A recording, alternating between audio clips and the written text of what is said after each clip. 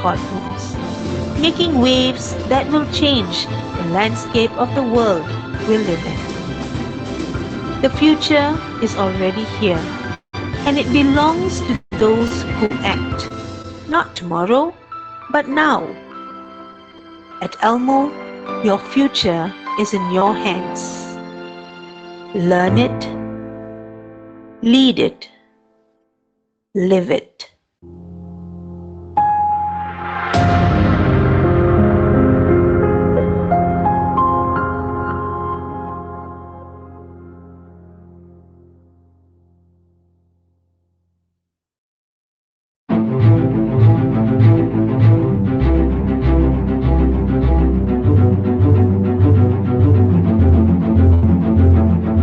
Every day, millions of Malaysians wake up to a new challenge. The pace is relentless, the expectations rising, the technology evolving faster than they can keep up. Many wonder, am I still relevant? Am I equipped to face tomorrow's world of work? Am I enough?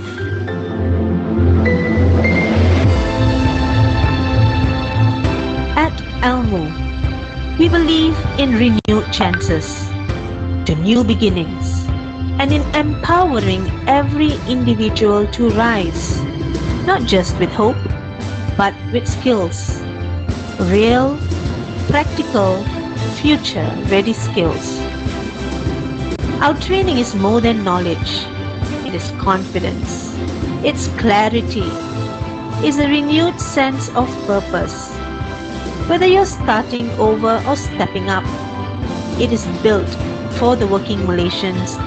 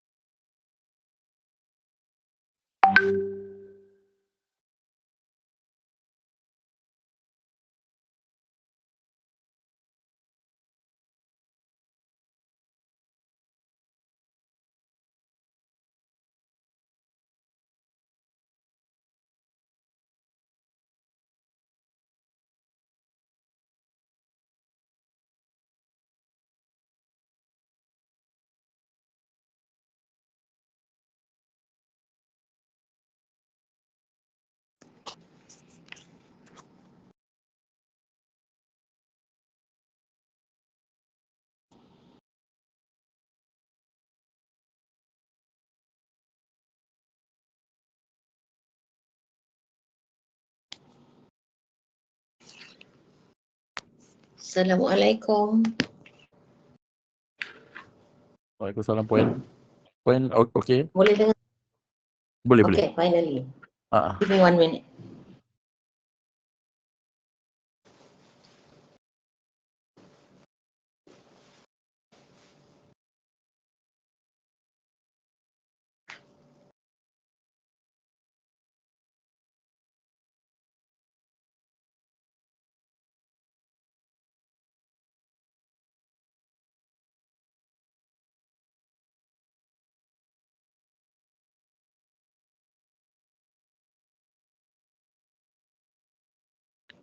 Okay.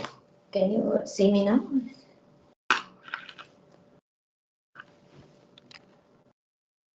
not yet, Puan. You cannot see my ni. Tak ada. Oh, the screen or your On the camera? screen. Okay. Camera, is it on already? Okay, your camera is on. Okay. Sorry for the technical glitch. So I have to do some magic. Okay then. Okay. Okay, ready? I'll do the introduction. Okay. Good morning and welcome everyone. Thank you for being with us for this insightful session titled Understanding Malaysian Acts and Regulatory Enforcement for SMEs. In today's evolving business landscape, regulatory compliance is no longer optional. It's essential. For small and medium-sized enterprise, understanding the legal framework and enforcement environmental is critical for both operational continuity and sustainable growth. It is my pleasure to introduce our speaker for this morning session, Puan Khadijah Iskandar, our very own ilmu expert.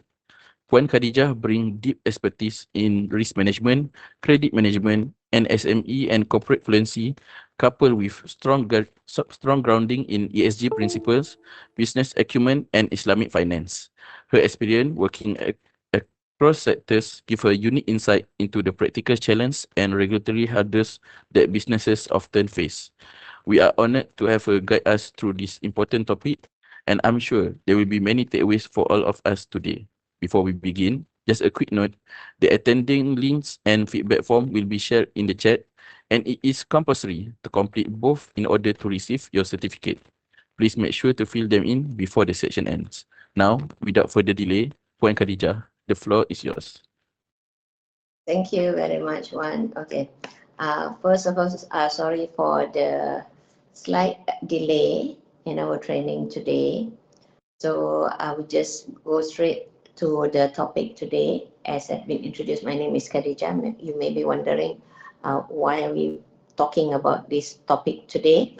I think for nowadays we can see many regulations are being introduced or being updated because of the evolving business environment itself.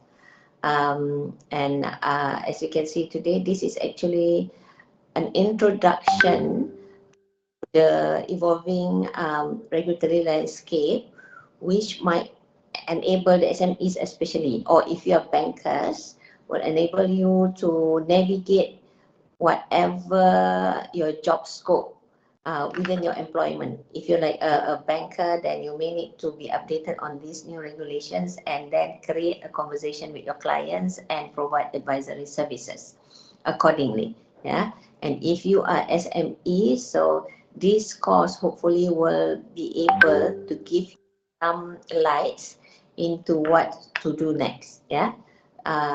Then in this course, we're going to focus on two topics, which are divided into one, SME landscape in Malaysia, and number two, on the key enforcement agencies.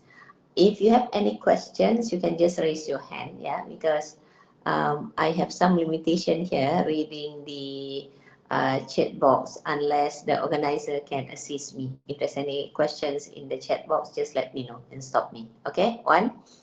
And the rest also, you can either raise your hand and ask questions directly, or you put it in the chat box. Yeah. So hopefully we can finish this training within 2 hours. Yeah. Feel free to ask any questions. Let's move on.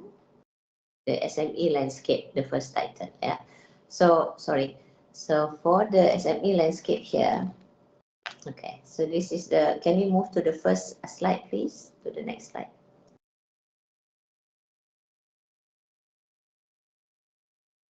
Okay, so these are the topics, yeah. SME landscape in Malaysia and key enforcement agencies. Next slide, please. This is the first topic that we're going to talk about. Okay, so the first is on the definition of micro, small, and medium enterprises. So you would see in on the screen now various definition based on the structure and annual sales as well as number of employees. So the first one is micro enterprise with annual sales of less than 300,000 and employee of less than 5. And next one is small enterprises. And for small and medium enterprises, they are divided into two. One is services, which annual sales is between 300,000 to 3 million, with number of employees of 5 to 30. And the next category is small manufacturing companies with annual sales of 300,000 to 15 million, with number of employees of 5 to 75. So you can see the minimum is still more than 5. Anything more than 5, then it can be classified as a small enterprises depending on the activities, yeah.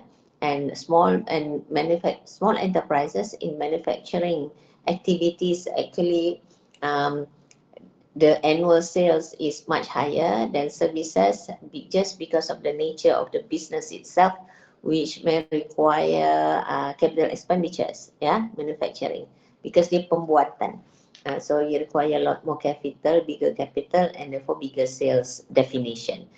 Similarly, for medium services and medium manufacturing, they are also differentiated based on the annual sales. For medium services, for medium enterprise in the services sector, the annual sales is between RM 3 million to RM 20 million, with number of employees 30 to 75. And for medium enterprise in the manufacturing service, the annual sales is between 15 million to 50 million, and number of employees 75 to 200. And if you you may be asking, what is the importance of this definition? It is important because this will define the organizations whether they are qualified for any grant or any type of financing with special rates from banks, or even with regards to tax treatment. Yeah. Can you click the next? I click the next.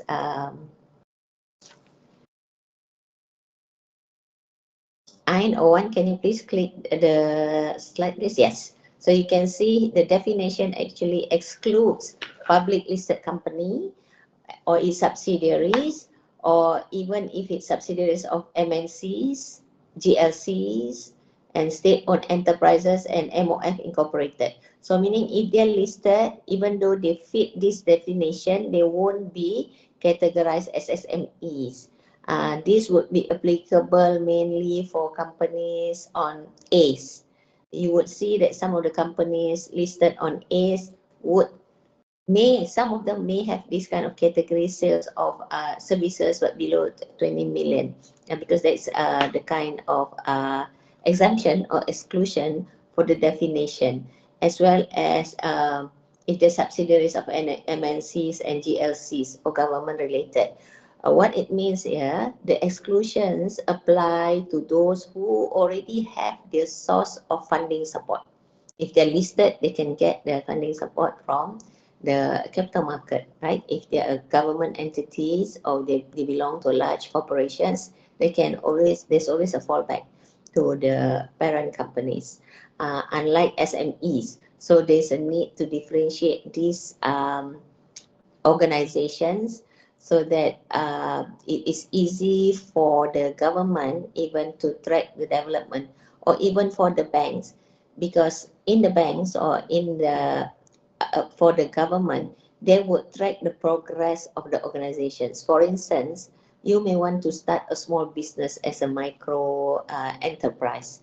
And later, because of the support from the government, for instance, or because you're getting more capital, then you can progress over a certain period of time and eventually even become a listed company. So that's how the importance of the differentiations of the definition. And if you have a questions like what if my company my company's revenue is about 50 million, but I only have 50 employees. Am I a small enterprise or a medium enterprise? Okay, I repeat, annual sales 50 million and number of employees is 50. In that situation, you will choose whichever is the lower. So meaning in this instance, the definition for 50 million turnover would fall under medium enterprise, whether you are medium enterprise for um, medium enterprise in manufacturing sector.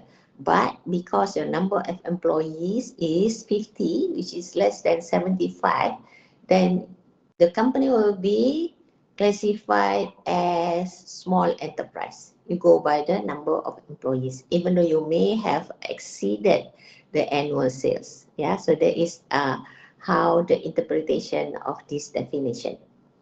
Okay, and next slide, please. And there's another definition. You can actually click on the QR code. So this is the definition by SC. SC introduced another category, which is the mid-tier companies. Mid-tier companies are the companies that have exceeded the sales of SMEs, and therefore they are not SMEs, but they also require assistance. There may be some category like neither here nor there. So if you notice in the next slide, or even if you can continue to scan the QR, you would find this page, yeah, on this document. So that's how the document looks like. It's a document issued. Next slide, please. Yes, so this is how the document looks like. You would have the this page in the document. The document is called Catalyzing MSME and MTC Access to the Capital Market, which is a 5-year roadmap from 2024 last year to 2028. So the country has a plan to assist the MSMEs, the micro SMEs and MTC to diversify their funding option. Currently, the source of funding for SMEs or even some MTCs, maybe primarily from banks as well as from the government's assistance. But based on this roadmap, the intention is to create or to provide flexibility for the MSMEs and MTC to have access to raise their financing or funding requirement via capital market. So if you think that it's difficult to get financing from the banks, there may be an option for the SMEs or MSMEs to raise financing from the capital market. And this is also in response to the sustainability agenda of the organization. I'm sure you would have heard about this sustainability roadmap that the country has. So this is also one of the ways to make sure that the MSMEs and MTCs are not excluded from other options that are available, because currently the capital market is only accessible to certain types of companies, right? But not for the micro even or MSMEs. So there are opportunities now, because if you look here on this slide, you would see that in 2023, the access to capital market for these segments is only 6.3 billion. So they want to increase it to 40 billion. It looks a lot, but if we go to the next slide please. Okay. You go to the next slide, you would see that the contribution of this segment, excluding MTC, is about 613 billion out of 1.5 billion. Slightly more than 1/3. Yeah. So if you're talking about what was the amount just now? 40 billion. So it was only like less. If it's initially last year it was 6 billion, it's only like 1%. Then you're increasing it to 40 billion, it's still less than 10%. Yeah. If 10% is about 61 billion. So there's a need to increase this funding to make sure that more MSMEs are included in this space of capital market. So you can see from this slide as well, contribution from the SMEs, although at 6.13B, smaller than non-SMEs, but in terms of growth rate, they are actually growing faster than non-SMEs. Well, you may say, yeah, because non-SMEs have a larger base compared to MSMEs, right? And therefore the growth rate is lower. Yes, it's true, maybe possible, but for MSMEs, that this you cannot deny that their contributions is also significant to the GDP. And you can see the growth rate on the right side of the slide, the growth rate in 2020. So we all know that 2019, 2020, 2021, those were the period of COVID-19. So the peak of the MCO would be in 2020, right? So the growth rate is high in 2022. It's more because of the recovery as well as the lower base. And for 2023, the growth rate has become a single digit. I would say it's almost stabilizing, yeah, from the previous trend as well. Next slide, please. Okay, in this slide, you would see that in terms of sector, which sector contributes the most, yeah, in the SME segment. So in terms of the share of the GDP, you can see that in the agriculture industry, SME still represent more than half. Yeah. So in the agriculture sector, for construction, close to 50% as well. As well as for services, about 42%.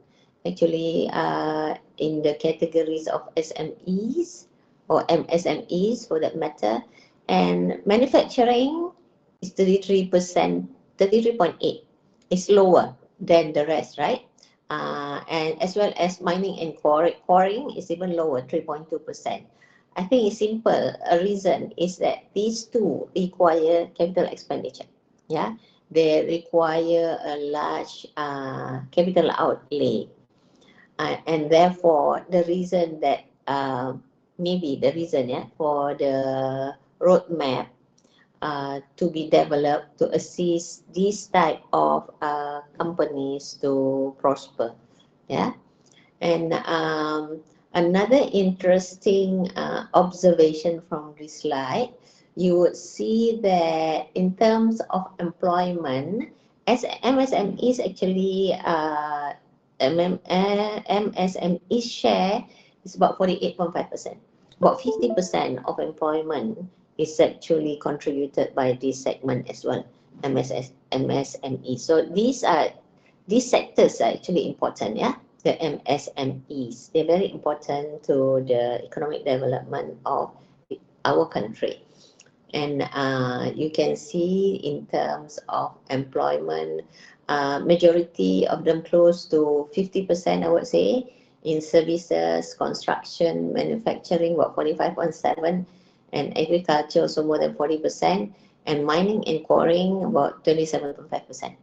terms of employment, the share of employment in these MSMEs categories. Yeah.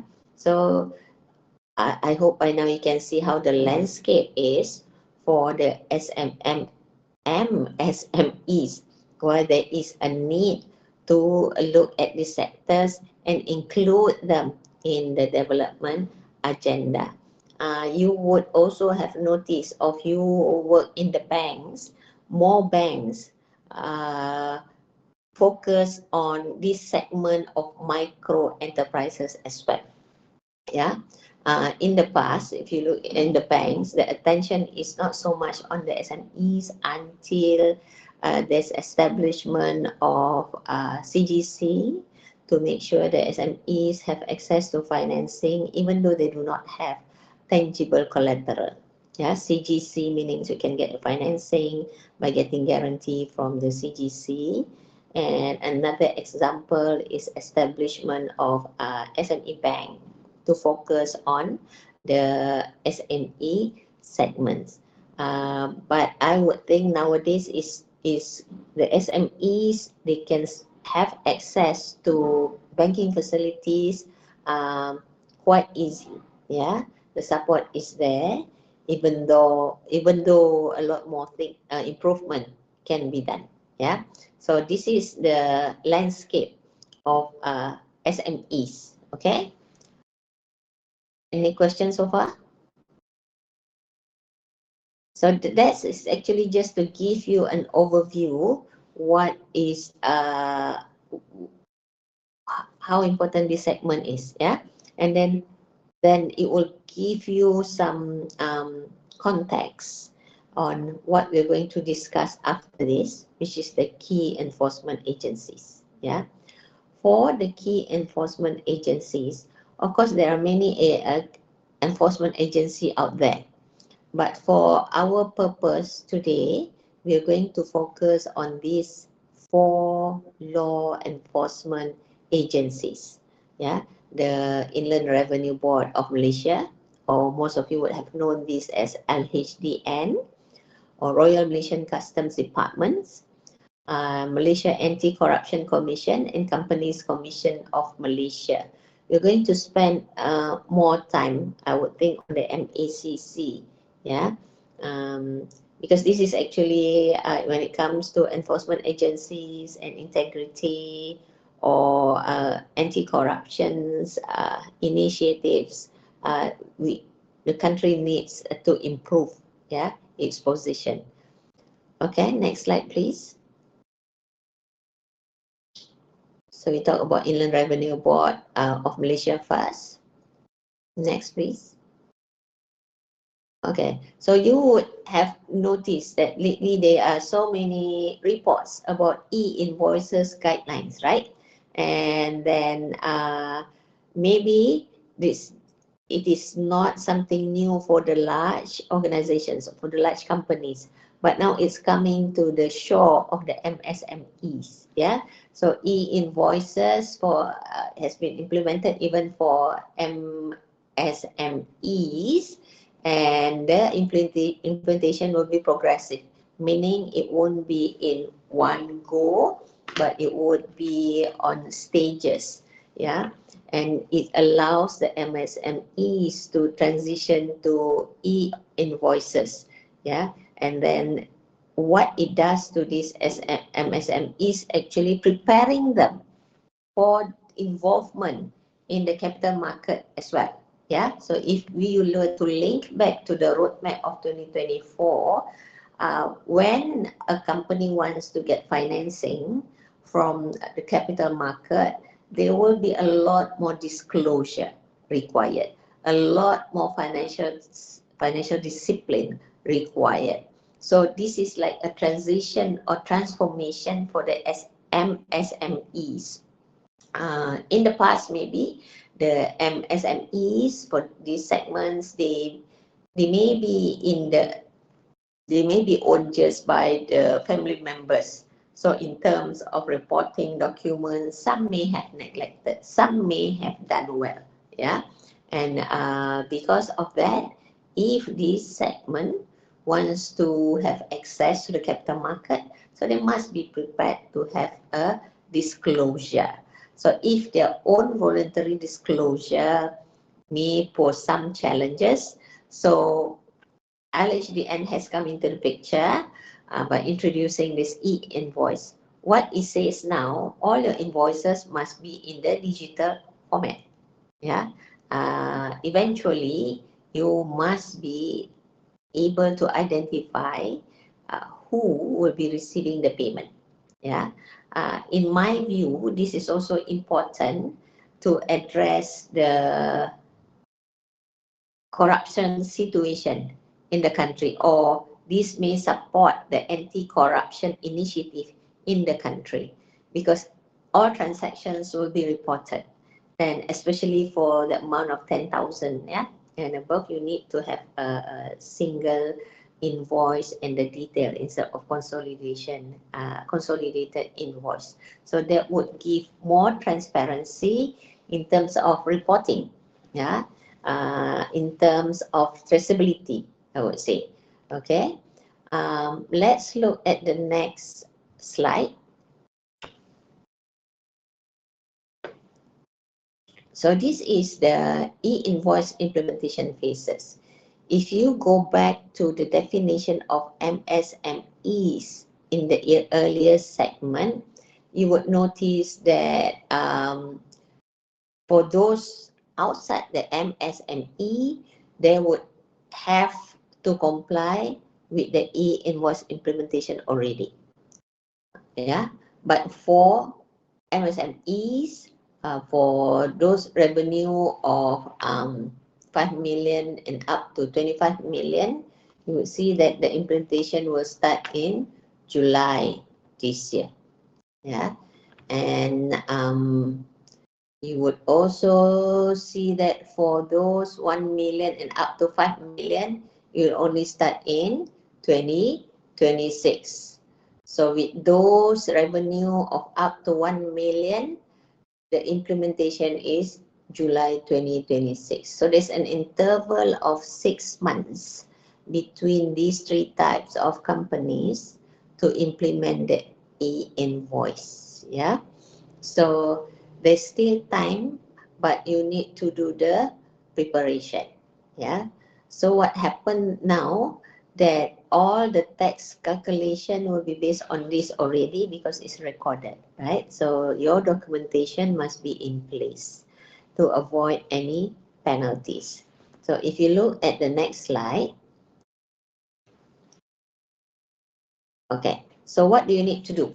Yeah, what do you need to do for this to be get ready with this e-invoice implementation? So this is the checklist. Yeah, you need to upgrade your accounting software. I think by now most of the MSMEs would have done so, because your system must be able to interface with the FHDN system. Yeah, so you need to make some investment in terms of upgrading the accounting software first. If you have not done so, so you still have time. Yeah, although it's a very short time to do this. And of course, one of the procedures is to also register for my invoice system via FHDN, and you need to train your staff as well on e-invoice generation and validation. I'm sure now is a good opportunity of the National Training Week that you can go, if you are the owners of the SMEs, you can go and search for the training on the e-invoice, yeah, so that your staff is familiar, so you don't make mistakes. And other than that, then you need to familiarize yourself with this LHDN's e-invoice guidelines. Uh, how to implement, I mentioned about the 10,000 threshold just now, and how do you consolidate, don't you consolidate. Those are the things that you need to be aware of, and you as a business owner, for instance, or as the employee of the organization who are responsible to do this, yeah, the CFOs, for instance, those in the accounts, yeah, you need to make sure that this is done. Okay. So next. And next, on the Stamp Act, yeah, this also has been in the news lately with regards to the employment contracts that needs to be stamped. Yeah, as not many actually is aware that for each employment contracts that you issue to the employees need to be stamped. Yeah, and then those all the agreements actually need to be stamped, and the amount can range between 10 ringgit or ad valorem. 10 ringgit meaning nominal, or ad valorem if the transaction or the contracts is related to transactions with amount exceeding certain amount, where you can actually identify the amount. So there's a calculation, yeah, tiered calculation, how much that you have to pay. Um, please click the next one.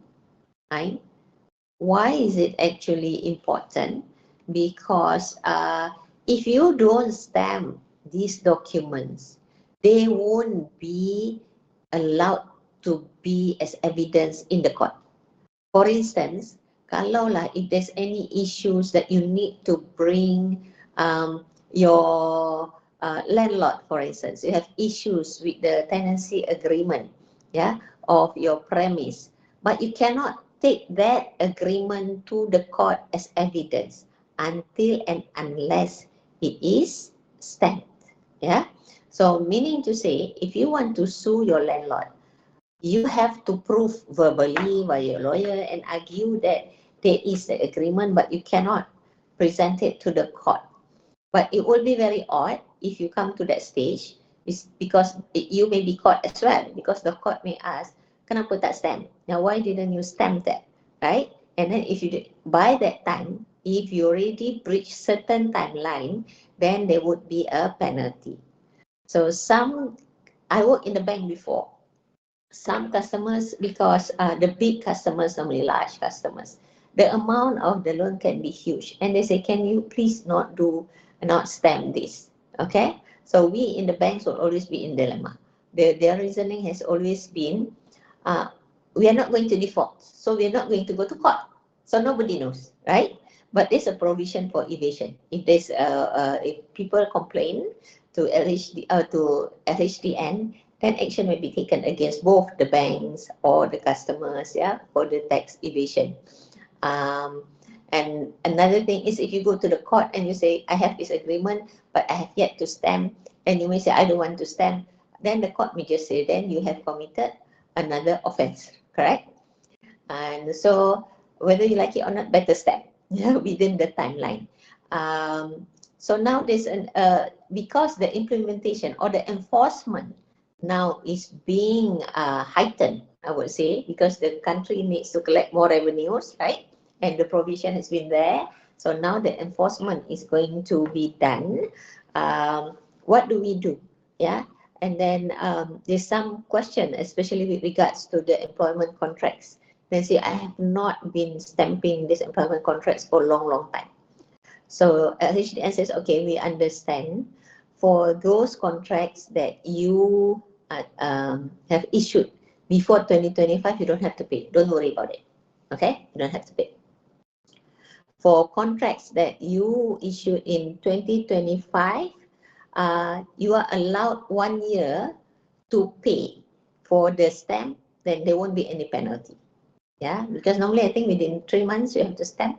Otherwise, then it will start to attract penalties. So now HDN say, okay, we understand you're not aware. So we are at the phase of creating awareness at the same time of trying to enforce this. So if you have not paid for those employment contracts or the offers that have issued in 2025, plan and search for it and pay before end of 2026, and there won't be any penalty. Okay, so 2025, no need to pay. So that is actually what is in the news currently when it comes to employment contracts. So if you are the business owners, so this is the time actually to go back and check all your employment contracts, yeah, and see how it goes. And for employment contracts, I think it doesn't go by the salary of your staff, by the way.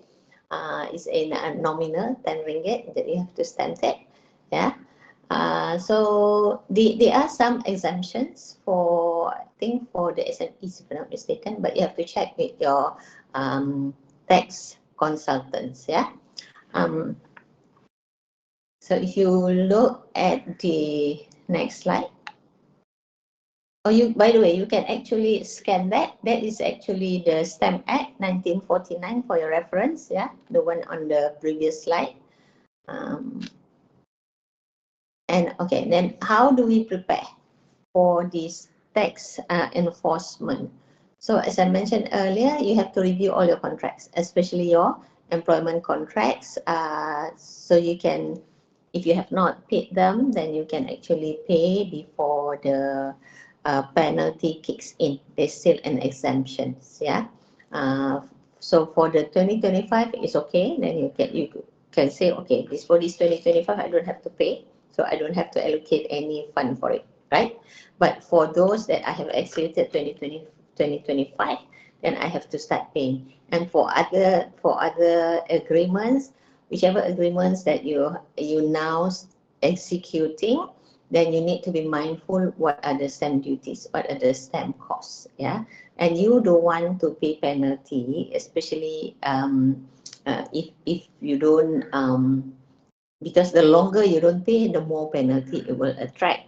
So you don't want to go to the bank again. I don't advise you to go into the bank and say, can we please not pay because I'm not going to default anyway. Don't do that, because you can be subject to um, provision under tax evasion as well. So you're taking that risk also. If someone complain, then you can be charged under other provision pula, not just to pay for the penalty. So another question that I thought I missed just now in the previous slide. If you don't pay the stamp duty for the agreement, does it mean that the contract is void? Any thought? Yes or no? Does it mean it's void? It is not. It is still enforceable. The only thing is you cannot bring it to the court until and unless you pay for the stamp duty. So it is just not going to court. If you want to go for arbitration, for instance, if it's involving government department, so you can't bring that document as evidence as well until you pay the stamp duty on that document. So be mindful, yeah. We don't want to reach into situation where you have a legal tussle, then only you realize, oops, I have not stamped my documents. Yeah. So that is one of the things that you need to be aware. Okay. And next, please. Okay. So as I have mentioned earlier, the LHDN is going to be aggressive in collecting tax from everyone, from businesses especially. They would do investigation. I think some of the businesses now, they are entertaining the questions from the LHDN. They sit at the premise and looking at all documents. Yeah, this is part of the enforcement as well. The QR code there is actually the full articles from, I think, one of the tax consultants, and what the tax landscape looks like in Malaysia now. So there will be investigations. They may call you, they may not call you, they may give you advance notice, they may not give you advance notice. They will use whatever authority given to them in the act to do the investigation and to enforce the tax law, right?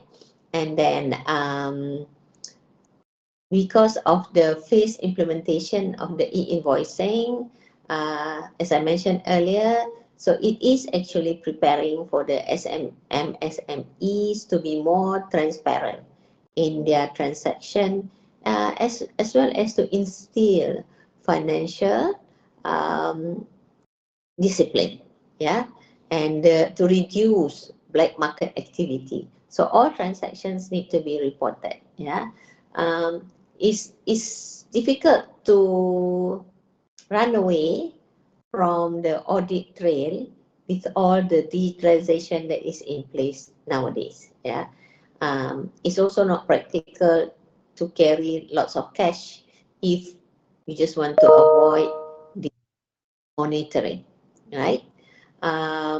Okay, then what to do if suddenly the LHDN people knocks on your door? What you need to, there's no harm asking them, am I subject to a criminal investigation, or is this just part of educational?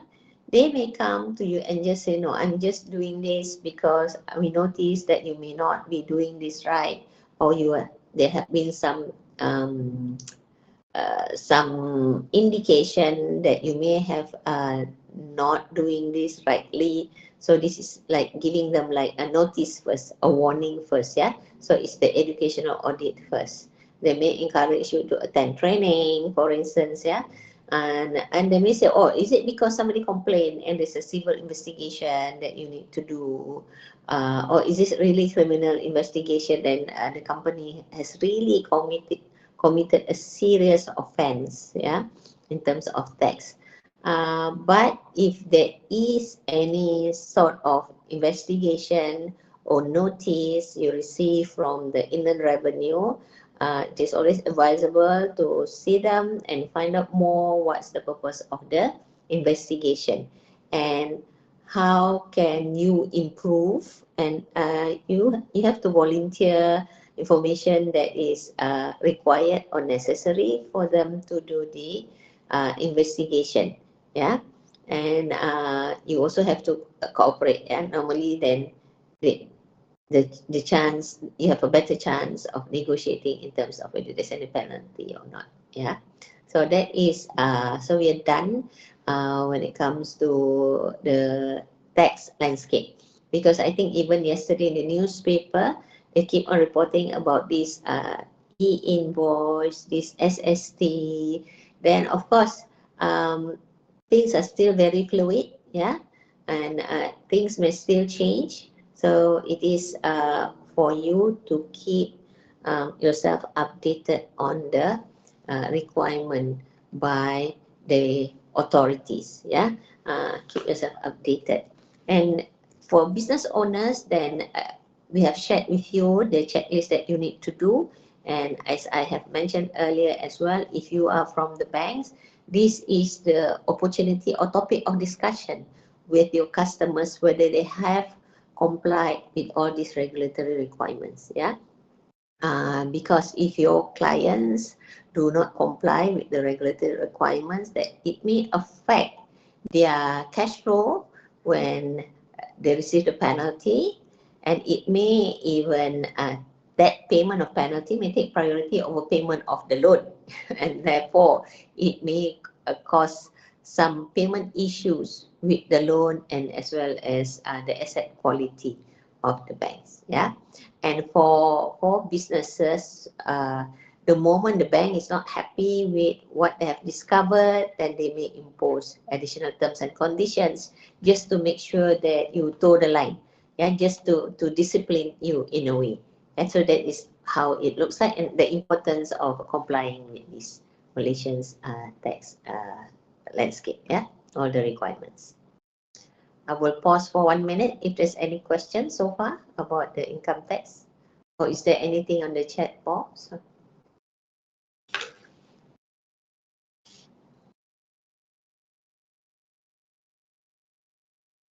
Okay. If none, then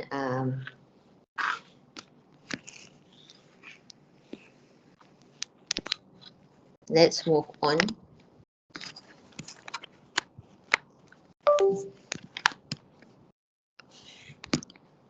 I would move on to the next slide, please.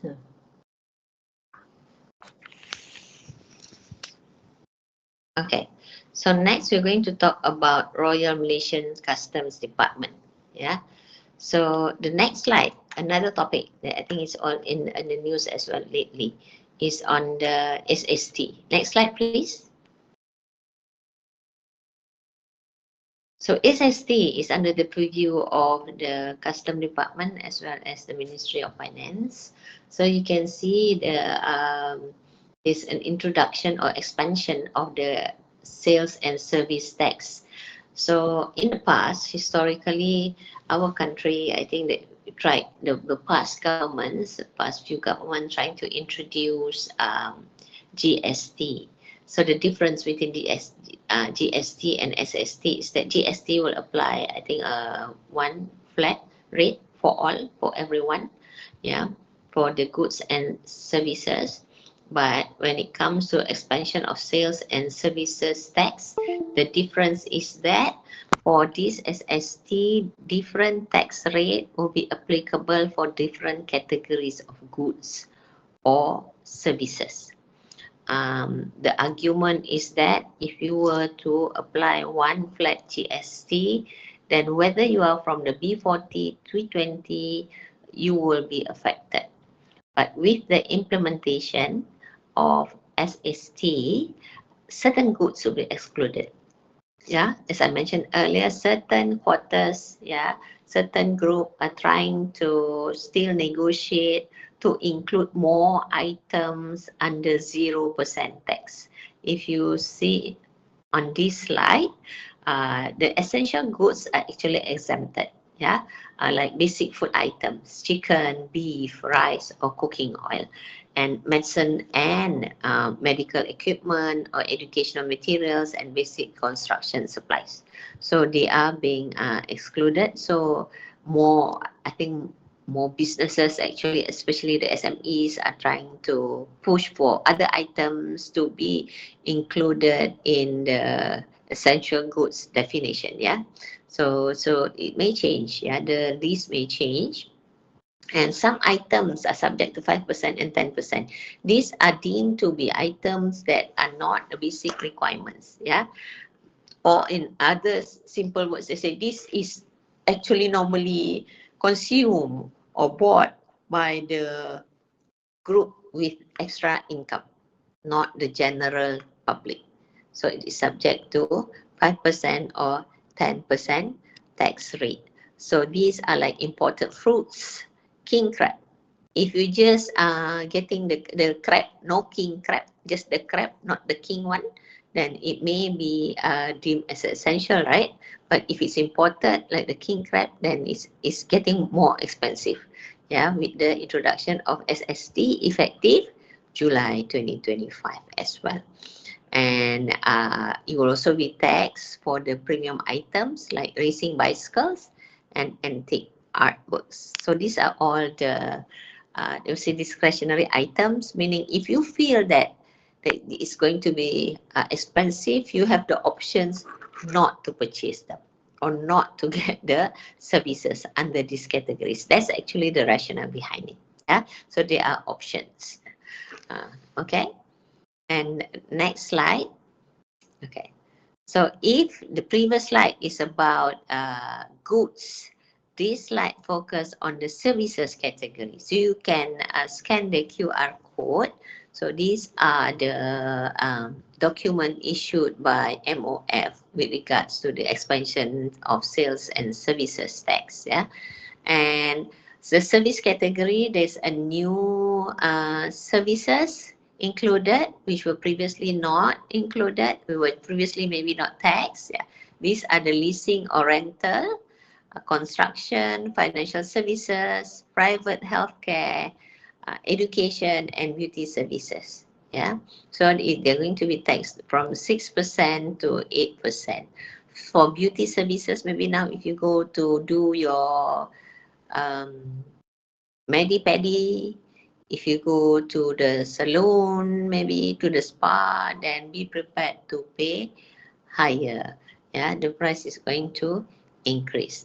And with all these the intense collections of SSTs or even e-invoice as a way to track the tax payment as well, yeah, whether you pay the transaction will attract tax or not.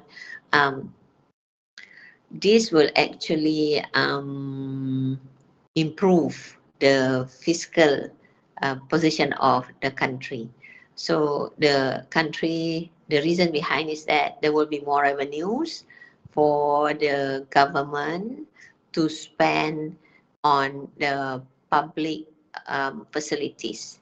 Yeah, so the money will go back to the people at large. So that is the rationale behind this tax transformation. Yeah, because this is to reduce the deficit. So in other words, the government needs more money, right? Um, Let me just give me 1 minute to charge my laptop.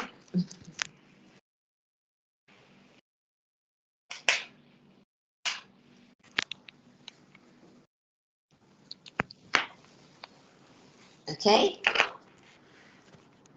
Um, but there are targeted assumptions. For instance, if the building, if you're buying a property, or the construction is for residential property, then it can be exempted. Yeah. So what do you need to do then? Then you need to know which items that is subject to SST. Yeah, whether it's services or goods. And then again, same thing, you need to upgrade. If you're a business owner, then you need to upgrade your accounting systems. Yeah.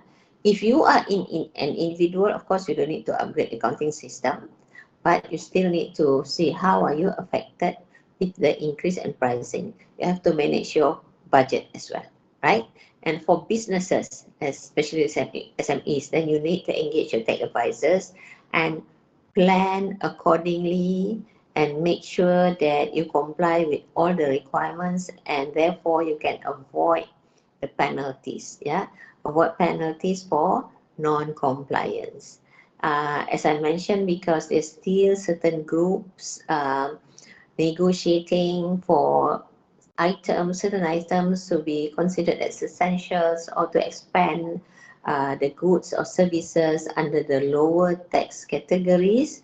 So they could be changes. So you need to keep yourself updated. Yeah, especially if you are business owners. So if just now you need to update accounting system because of your e-invoice, now there's another element that you need to look at, which is the SST readiness. Yeah, make sure all the accounting systems are at par with the latest requirement. Okay. This is the one. Next one we are going to talk about. Can we move to the next slide, please? This is the SST readiness just now, the one that I mentioned.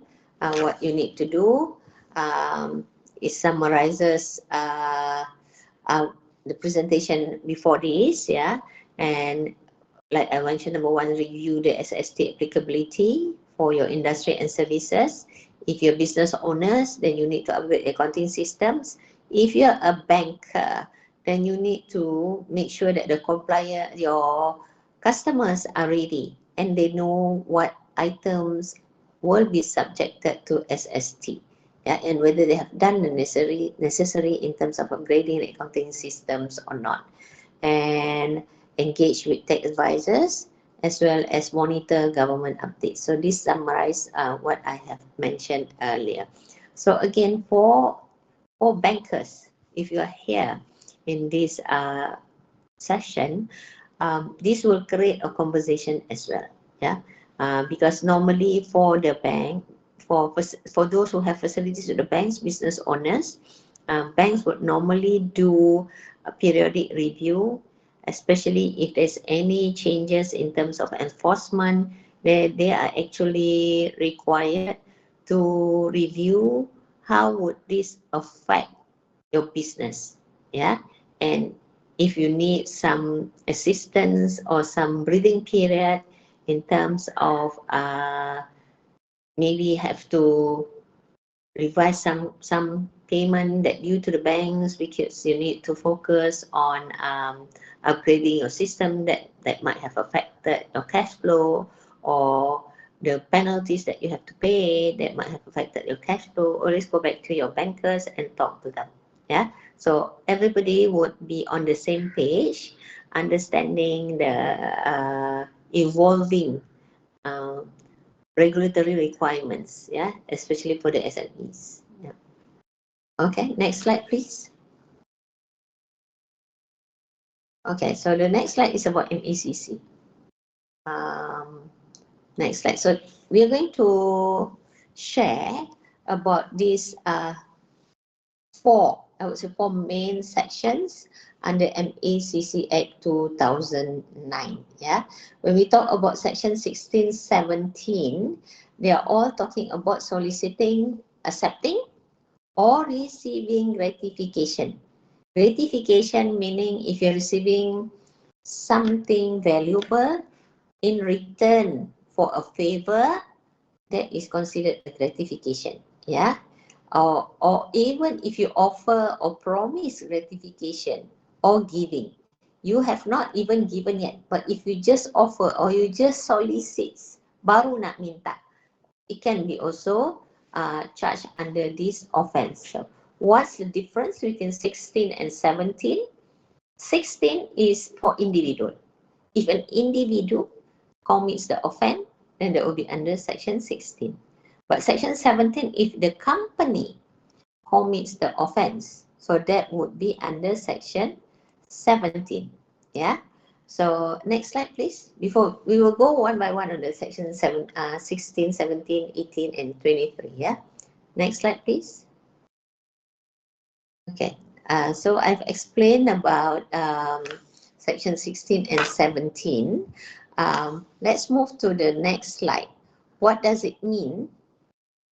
Corporate liability. So I mentioned about the difference between section 16 and 17.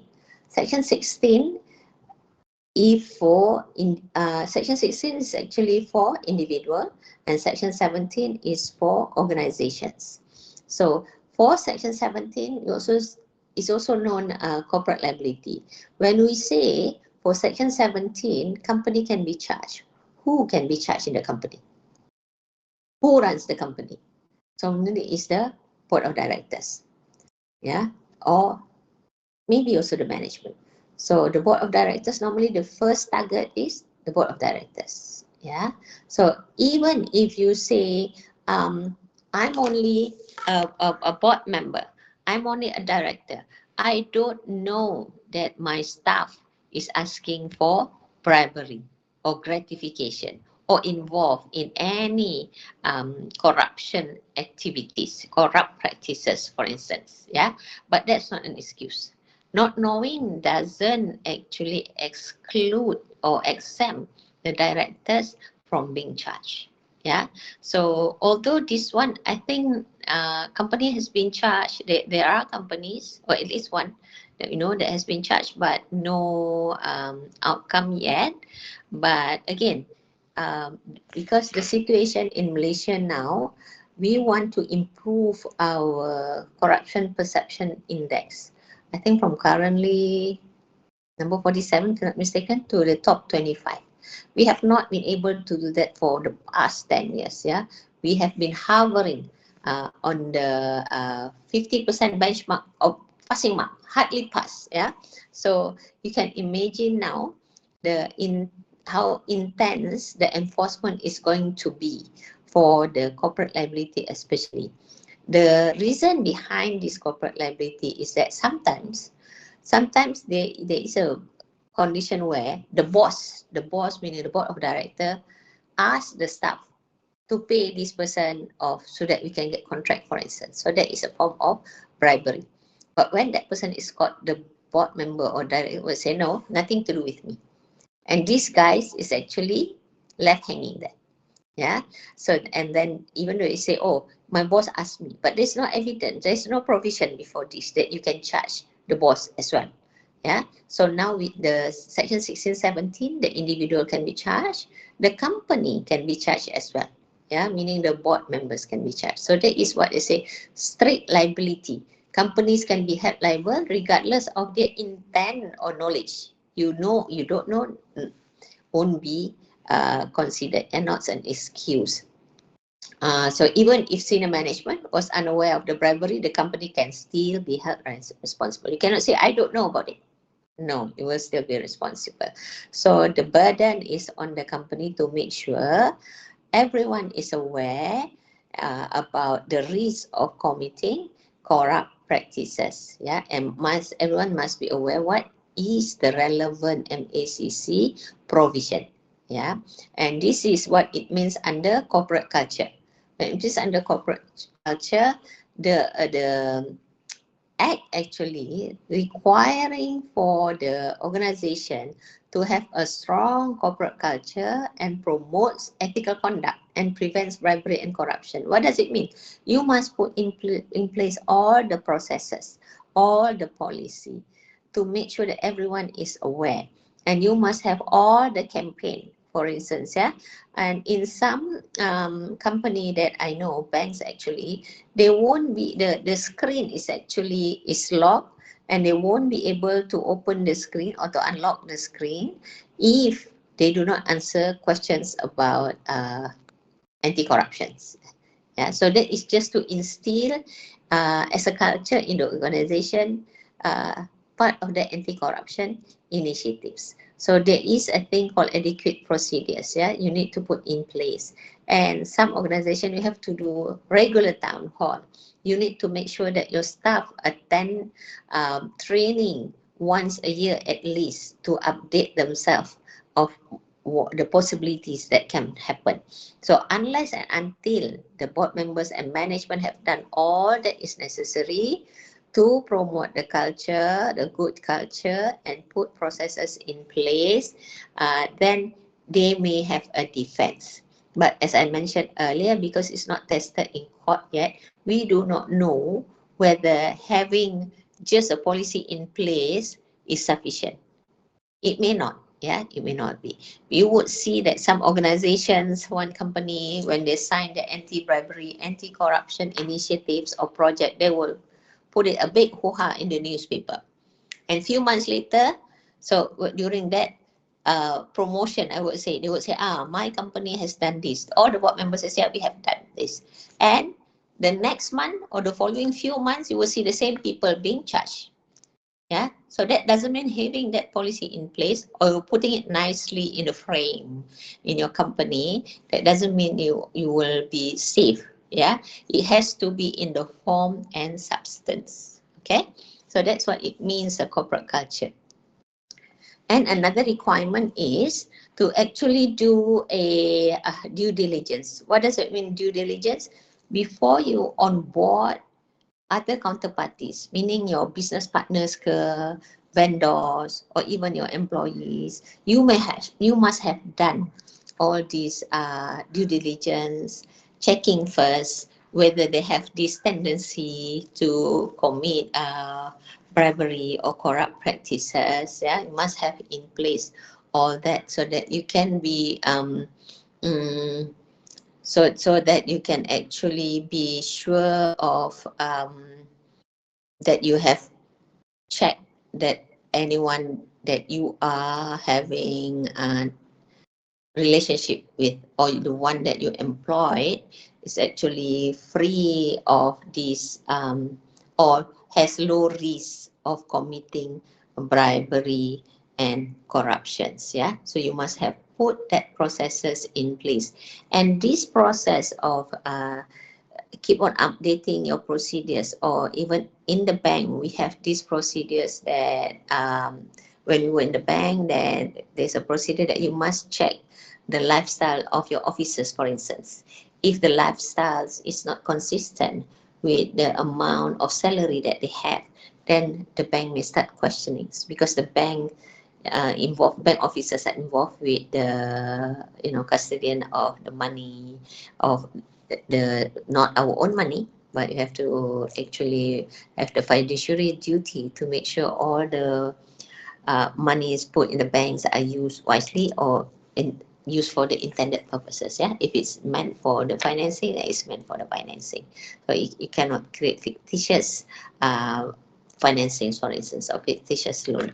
So that process must be in place. Yeah, so that due diligence must be in place. You must make sure that even whoever in the value chain have their anti-bribery, anti-corruption policy. Yeah, they must also have this whistleblowing policy. So it allows anybody in the ecosystem or anyone in public has the avenue to raise concerns or blow the whistle, complain.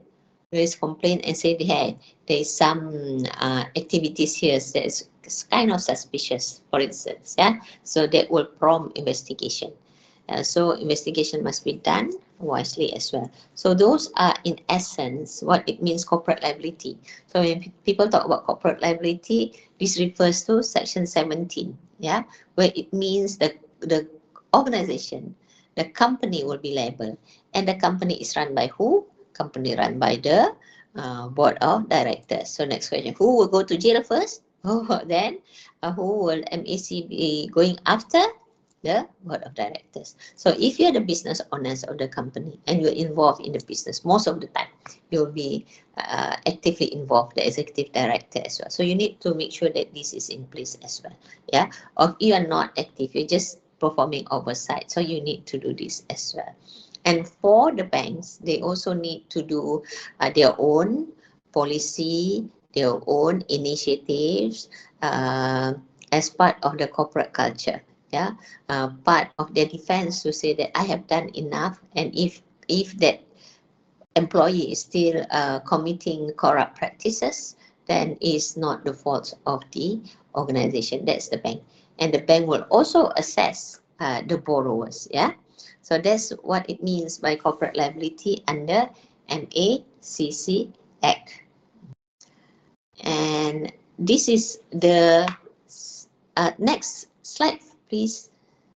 Okay, so this is the provision in MACC Act to say that you must have done everything within your control as a defense so that the board of directors can say that I'm not liable for the action of my people.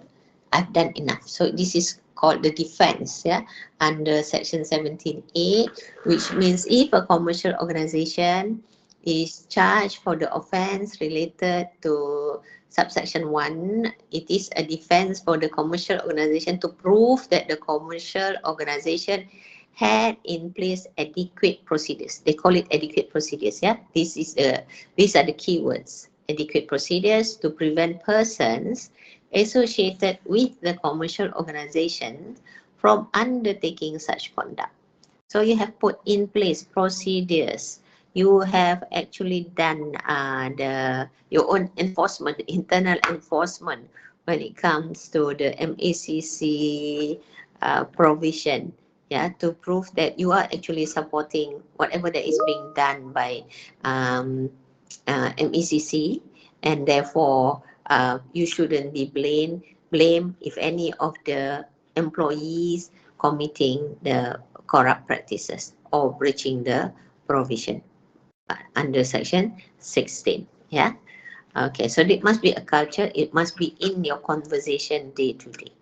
Okay. Next slide, please. So let's go on the section 18. So for section 18, this is with regards to making false claim.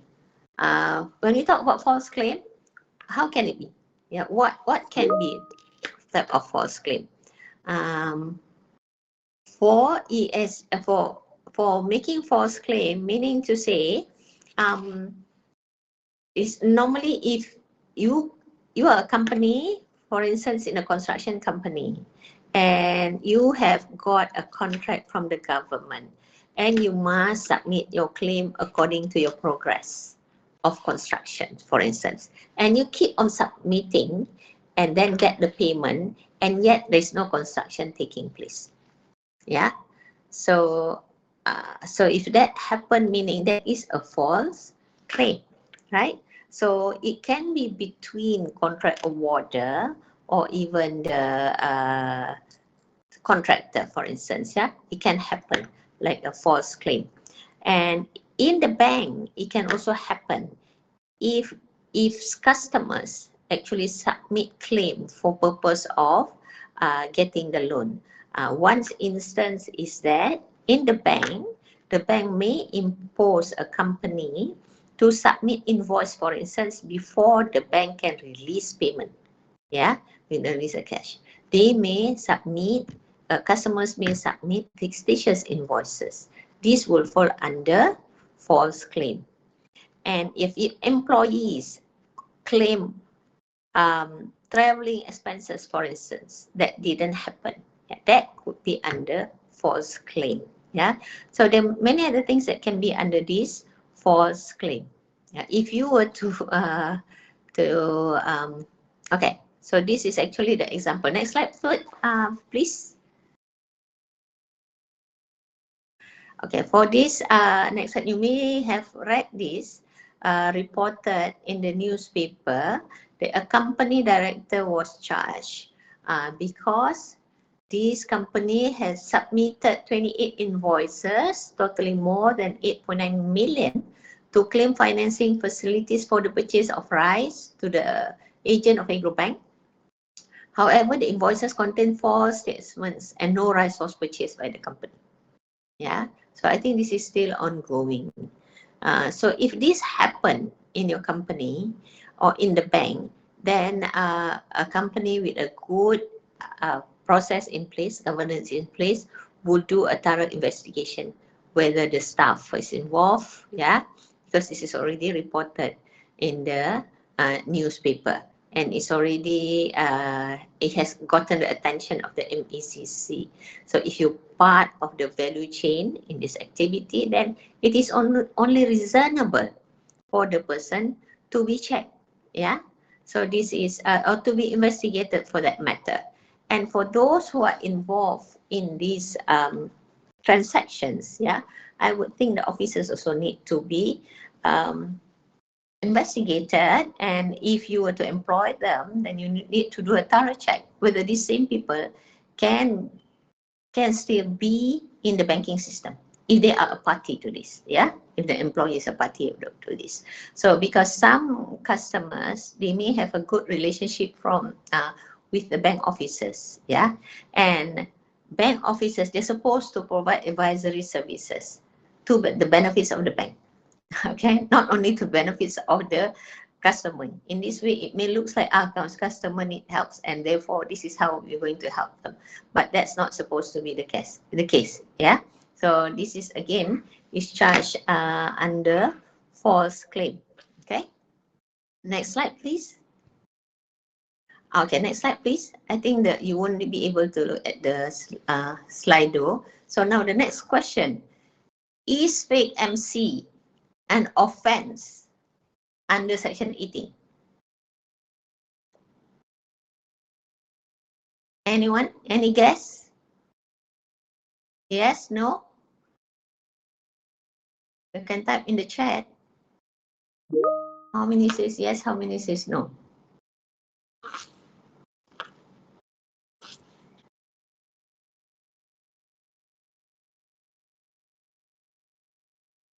No?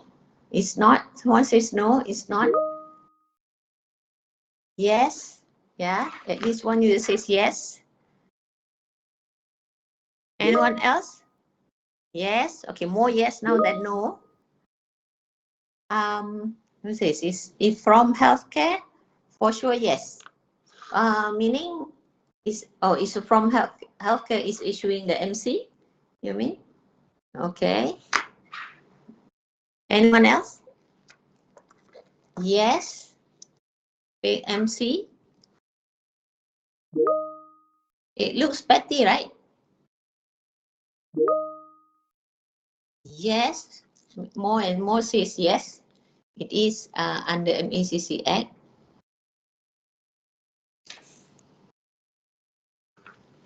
For those of you who are still thinking yes or no, the answer is yes. Okay. Can you click the slide, please? Yes. So the answer is yes, because in 1972 there's a case actually brought to the then. I think now we call it MECC Act, then was Corruption Act 1961. So this guy actually submitted MCs for 2 days, and yet the person was not ill. So it's considered as a false claim. So then the question is, if you are business owners and you would say, do I really want to go through this route of getting them charged, complain to the MECC? Because what you can do is that the moment you discover this, you can say, MECC, take this person in because it's committed this provision MECC. Although that's the rights of the organization, most organizations will not do so. Yeah, because you know the cost that is involved may be too petty for the organization, but it is an offense under MECC Act. Organization can take action, yeah, for fake MC. You cannot do that. Okay, so that is for those who are saying no, it is a yes, it's an offense under MECC Act. Whether you want to report to MECC, that's another issue. But remember, there's also a provision in the MECC to report bribery act, yeah, or corrupt practices. Yeah. So if this is considered as one of the corrupt practices under the provision, you have a duty to report actually. Yeah. But but I would think MECC may say, okay, we have other urgent things to do as well. Yeah. But it is an offense. Yeah. Uh, okay. So now watch out if you.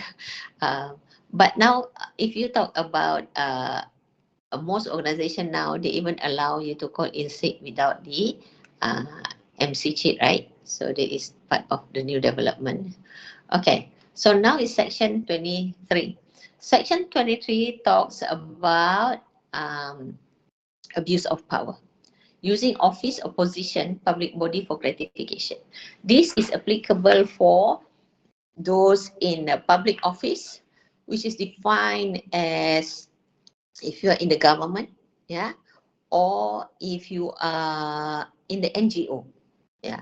The test is that who actually paid your salary or expenses. Is it using your own revenue that you generate, or are you using public fund? Yeah. Are you using, like, if you're in the government, are you using the taxpayers' money, right? Using it to pay the salary of that person. And if you are in the NGO, for instance, you're using whatever the collection money that you have, because you can use about 30%, right, for the administration. So you have this duty to make sure that you don't abuse the position, whoever in the government or in the NGO. It can happen, for instance, if I think you must have read many reports in the news about the government officers or even the chief minister being charged for abuse of power. One of them is in the next slide. People in the government, yeah, even the VIP has been charged. The prime minister then, when Najib was prime minister, he was alleged to have abused his power for misappropriation of 42 million from SRC, International Stream per Heart. So this is an example, because this is criminal in nature, so there is no time bound for the government to charge whoever previously holding a public post, yeah, who deemed or alleged been abusing the power. So this is one of the examples. Another example which was widely reported also was, I think, the influencer. They collect money and they actually spend the money for personal purposes. So that is also deemed abuse of power.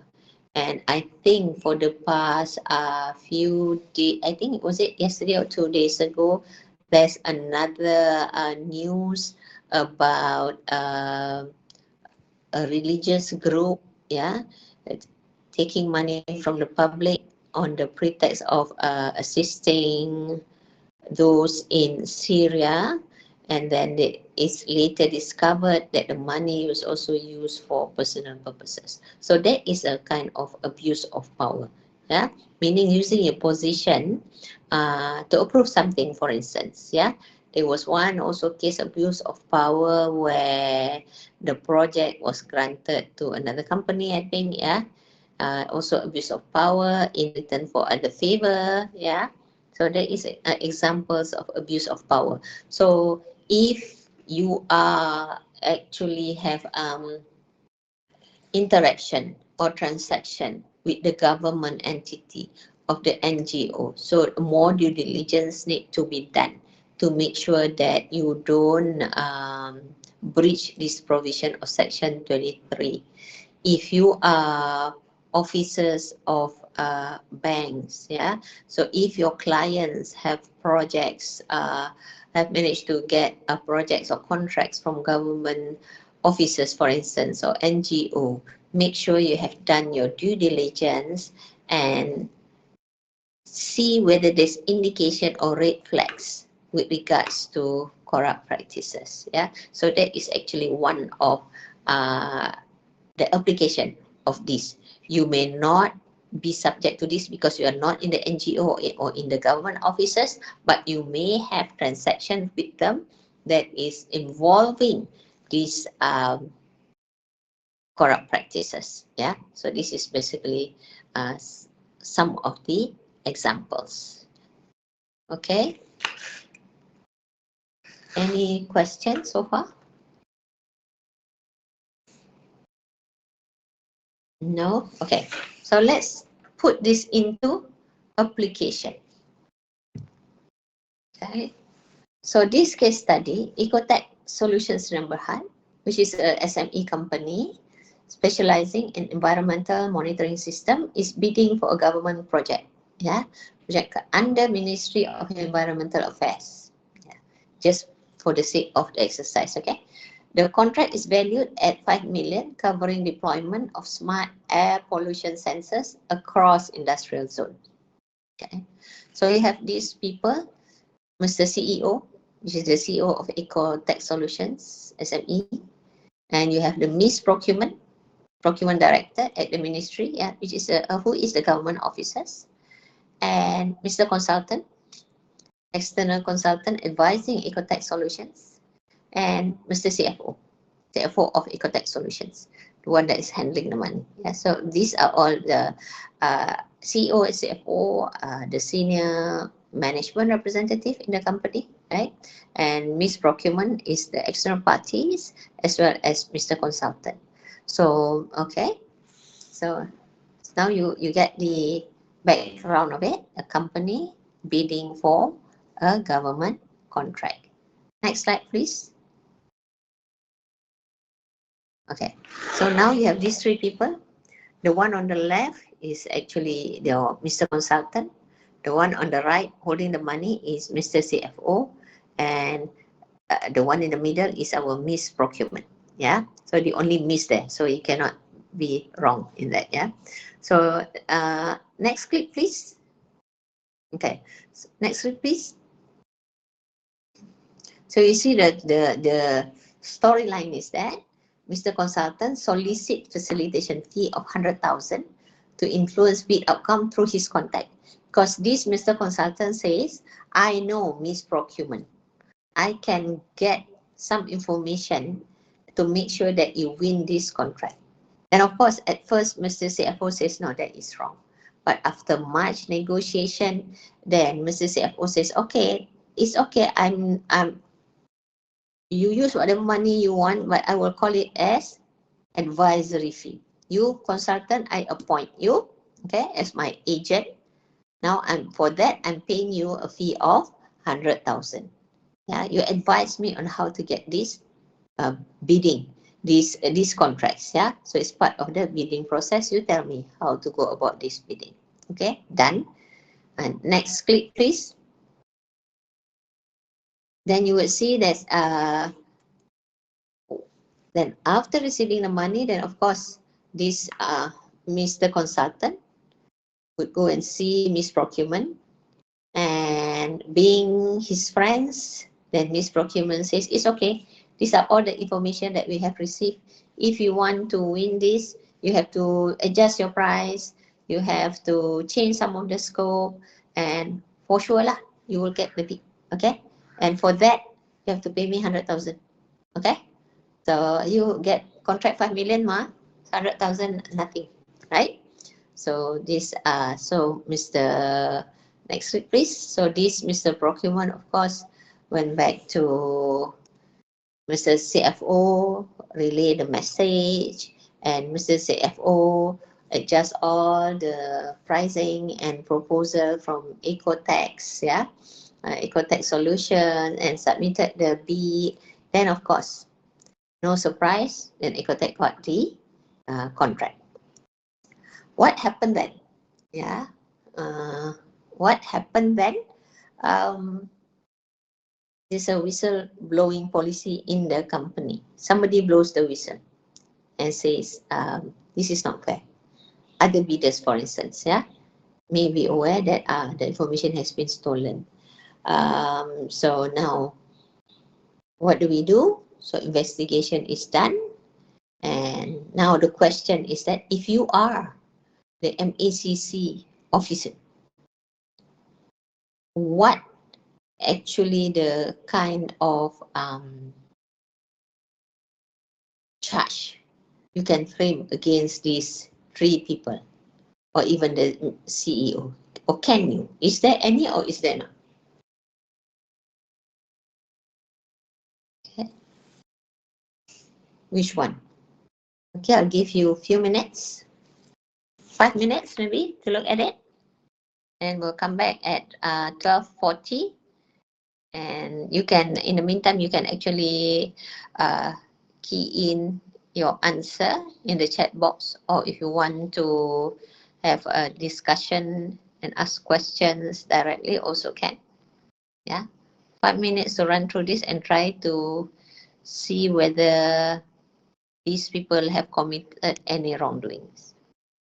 Yeah.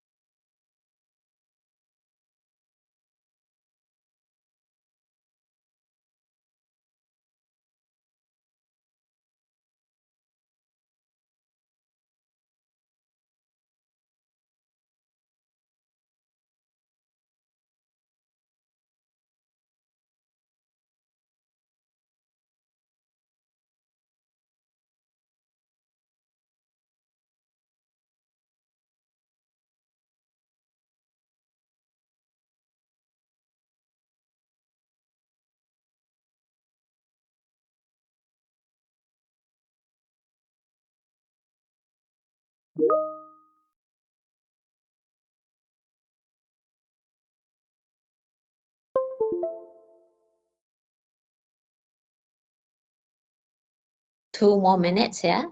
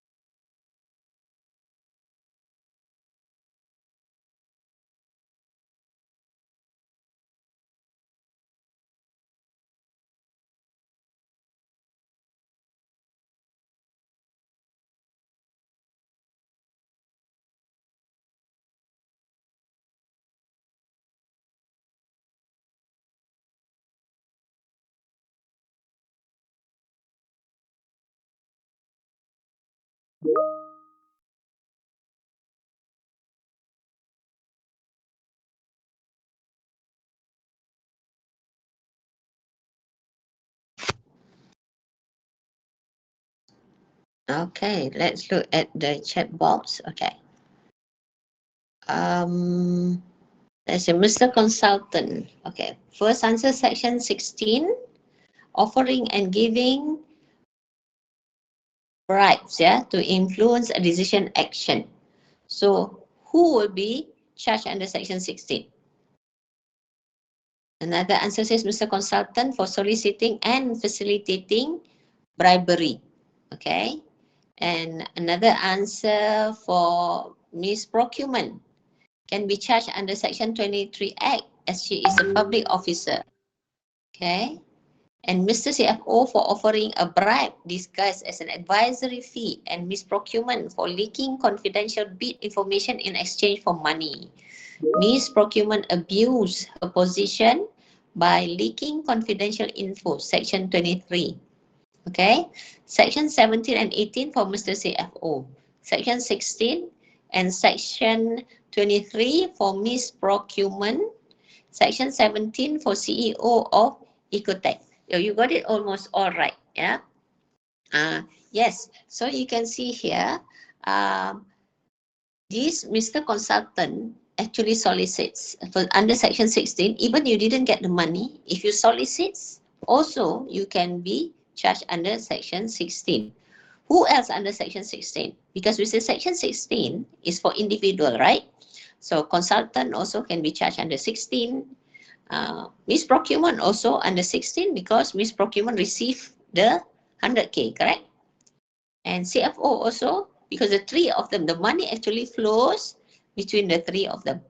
CFO to consultant to misprocurement. And yes, it's correct. Misprocurement being the government officer, she can be subject to abuse of power for leaking the information. And for Mr. CFO, as I mentioned, is section 17. For section 17, the company Ecotech Solution. If the CEO is also a board member, then the CEO can also be charged under section 17. Who represent the company, right? Section 17. So Mr. CFO cannot say, no, I don't know. I give him the money. I hire him as a advisor. Yeah, I'm paying him based on advisor fee. I didn't ask him to pay even the Mr. Consultant. I just get advice from him to change this or what is the best structure for this bid in order to win. Right? So I didn't do anything. So that's not a good excuse again. Even he say he doesn't know, but section 17 says anybody in the company, yeah, if they commit any corrupt practices, the management or even the senior management for that matter, or if Mr. CFO is also director, can be charged. The company can be charged unless they have all the procedures in place. Yeah, but in this way, it looks like Mr. CFO can be charged as well. Yeah, so that's how you look at 16, 17, and 23. We didn't include the false claim unless if this bids actually has been awarded and there's a false claim, then at that stage, they can be charged for the false claim as well. So they can tapau semua lah, 16, 17, 23, or even 18. Yeah, so that is the situation, yeah, the case study, how they can actually be charged under section 16, 17, 18, and 23. Yeah. So next slide, please. I think the next few slide, I was trying to put it into Slido, but now it's not on my laptop, so we cannot use it. So you just have to skip until the key points. Slide number 38, Ain. Yeah. 38 more. The key points. Yes, so this is the key point. So what is the learning points from this case study? First of all, the directors must ensure anti-corruption controls of face personal liability. Yeah, as we mentioned, if there's not enough procedures of or the culture is not preventing employees or the agents from committing bribery, so the company can be liable and it can be the personal liability of the directors. That's what it means. And abuse of powers, Section 23, government officers must not exploit the position for personal gain. Yeah. We may not be the government officers, but we have a dealing with them like the company just now, Ecotech, yeah, that it can be implicated as well. And the prevention measure, this is very important for any organization, whether you're a bank or business. So you need to make sure that you have put in place all the anti-bribery, anti-corruption policy and procedures. One of them, you can implement ISO 37001, Certified Anti-Bribery Policy. Yeah, and you must conduct due diligence even on external consultants because they can be deemed as your agents. Yeah, and ensure whistleblowing mechanisms are in place. Most of the time, this kind of case uh, has been in the know or is discovered because of the complaint, very likely from those who didn't get the bid, right? Who lost on the bid. Normally, that's what happened. And even in the banks, normally what happened, we know the corrupt practices of the officers because customers that are promised loan were not approved the loan, right? So that's actually one of the indicators or red flags, yeah, for the organization. Then okay, so this I hope you can apply or you can now appreciate this MACC Act. Why we emphasize on this MACC provision, because this is actually part of the requirement of the awareness program. Yeah, even for your organization, and you have to keep on attending training to update the knowledge. Yeah, and until it's become part of you, it's anti-bribery and anti-bribery. Uh, Okay, then next slide, please. So we have come to the last section for this session, which is the company's Commission of Malaysia. There is a reason why I put this in the last section. Yeah. Next slide, please. For SSM, yeah, every companies are actually subject to provision under SSM. So the most important provision normally, the one that will be the key highlights, yeah, in view of sustainability, of if you want to get financing from the bank, it also has something to do with financial reporting and audit. Annual return must be filed with Companies Commissions of Malaysia. So if you are the officer at the bank, this is normally what asked from the client. Where's your audited accounts? Because there is an indication of the company's viability, company's financial performance.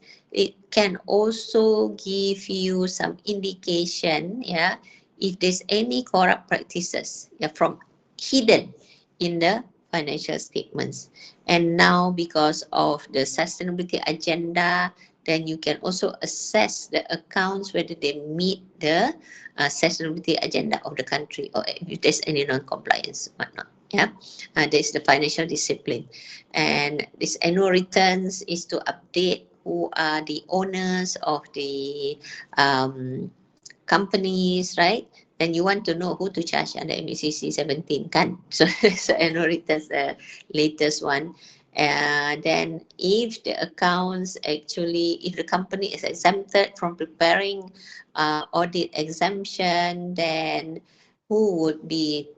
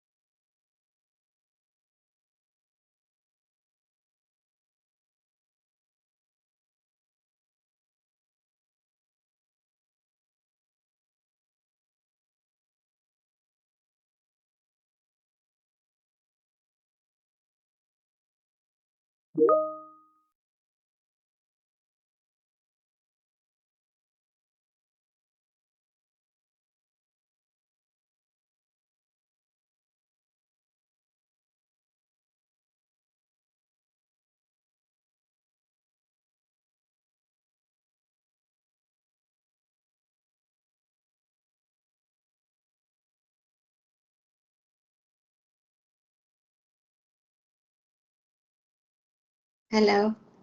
Sorry that the system somehow I was actually kicked out from the team. So can you hear me now? Okay. So let's get into this. So I think I was at the point number 3 on audit exemption. So you must also be aware of whether you are actually exempted from preparing the financial statements. This you can find out from the auditor or for your accountant. And the next thing is about corporate responsibility, about voluntary disclosure of sustainability practices. So you must have heard all these ESG words, sustainability words, all those.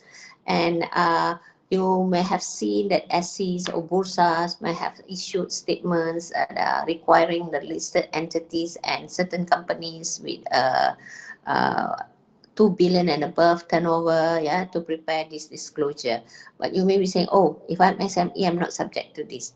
Not really, because in the SSM, this is a requirement. It's not a requirement, but there is a voluntary disclosure for the sustainability practices. Yeah. So this is where for SME the requirement actually falls under the SSM's provision, not under Bursa whatsoever. However, the guidelines have also been prepared for SMEs by SC. Yeah, SC. And you may also say it's not necessary for me SMEs. It's not really true totally, because you may be part of the value chain of the corporate entity. You may be supplier, you may be the vendor, and therefore, because the listed companies or the large corporations, they are required to report the comprehensive value chain impact on the sustainability. So you may be assessed from your clients, yeah, for the purpose of this sustainability agenda, sustainability requirements. So to say totally SMEs do not have to do anything is not really correct. So as I have mentioned at the beginning of the class, that we have actually we have seen how efforts have been made to make sure that the SMEs actually adhere to or improve the financial discipline, the disclosure or transparency in the activities by getting involved in the e-invoice. Yeah, so that will provide another platform for an improvement for the SMEs to adopt best practices aligned with the current requirement, yeah, or current landscape. Okay, then next slide, please. You can scan the QR code. So this is based on the common findings, yeah, of the companies registered under SSM, where they have taken legal actions on 6,517 companies, yeah.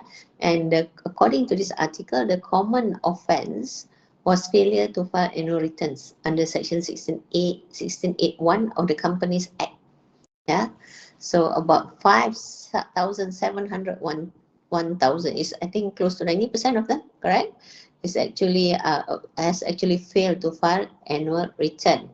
And the second common offense is actually not having the financial statements. So followed by cases where business operated without proper registration. There's another the majority of the offences under this act. So now even for the act, I think SSM has actually imposed on the company secretary to advise their clients to comply with this. Otherwise, action will be taken against the Companies Act as well. Yeah, penalty on the Companies Act. So everybody in the value chain will be affected. Okay, so that is one. Another point is voluntary disclosure of sustainability practices. Next slide, please. So on this point, like I mentioned, If the company is registered under SSM, so this is actually the voluntary disclosure on the companies. So guidance has been provided in the SSM where the disclosure should be centered around the marketplace, workplace, environment, and community. So if we look at this diagram here, when we talk about workplace and community, this is about the social disclosure about the organization. How does a company take care of the employees? Yeah, and then whether they are complying with all the requirements or act link with this workplace requirements with for the well-being of the employees, and as well as community. If the community is affected by the business conduct of the company, then they need to disclose that as well. Then, of course, environment, yeah, we need to address the climate change. So that is the requirement for the company to disclose initiatives undertaken to protect and preserve the environment, especially if the company is using natural resources as part of its input for business. Yeah, and the focus is still on stakeholders, NGO, employees, so and the local community as well.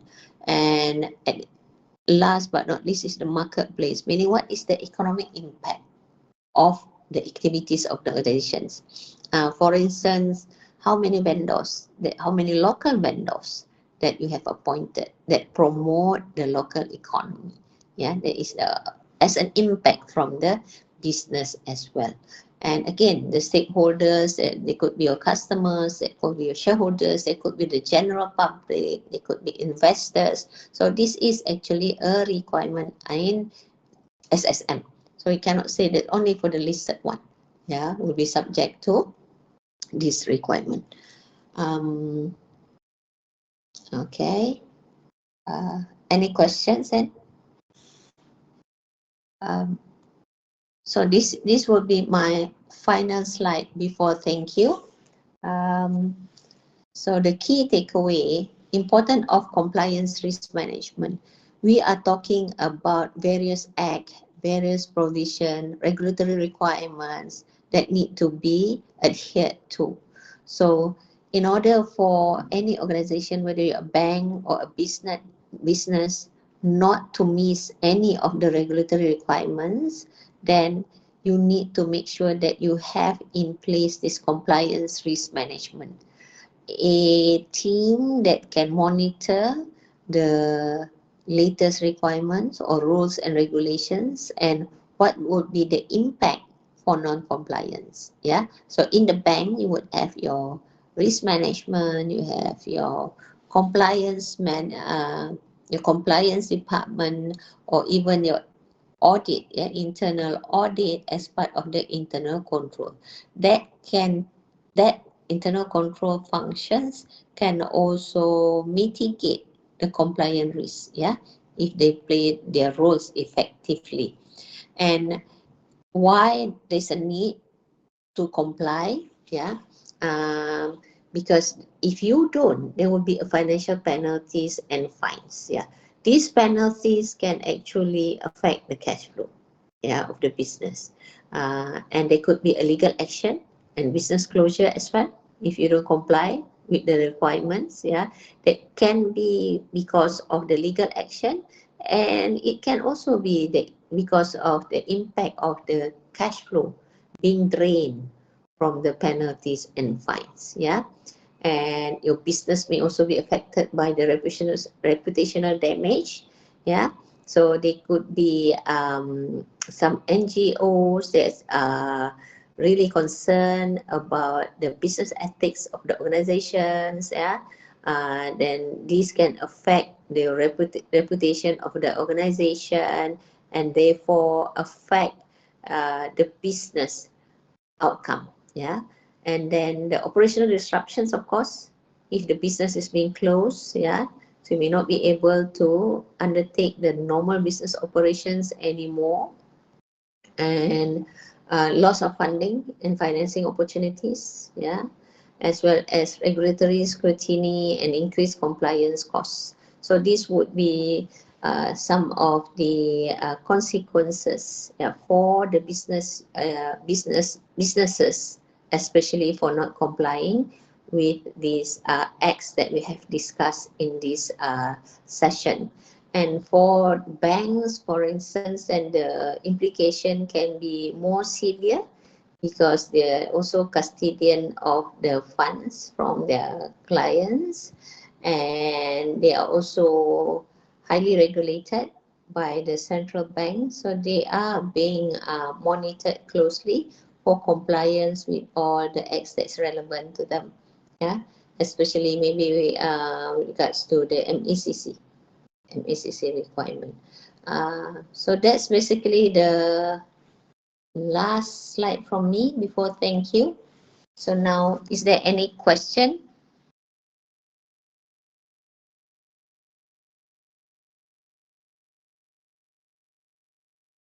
There's a request for the slide to be shared. Yeah.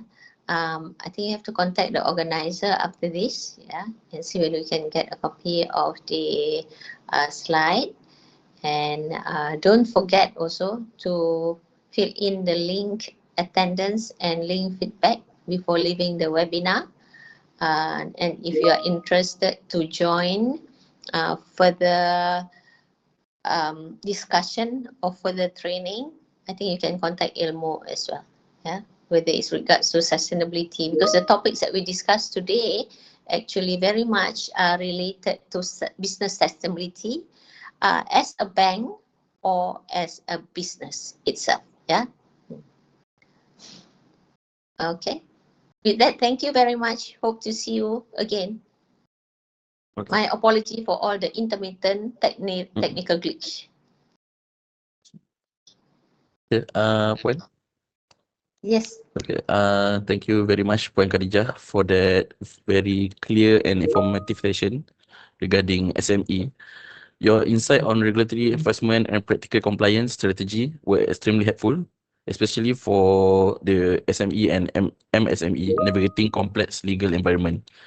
And to all participants, thank you for attending this morning session. We hope you gain valuable understanding that you can apply in your work or business operation. Once again, thank you, and we look forward to seeing you in future Elmo session. Have a productive day ahead. Okay, thank you, and have a nice day, everyone. Thank you.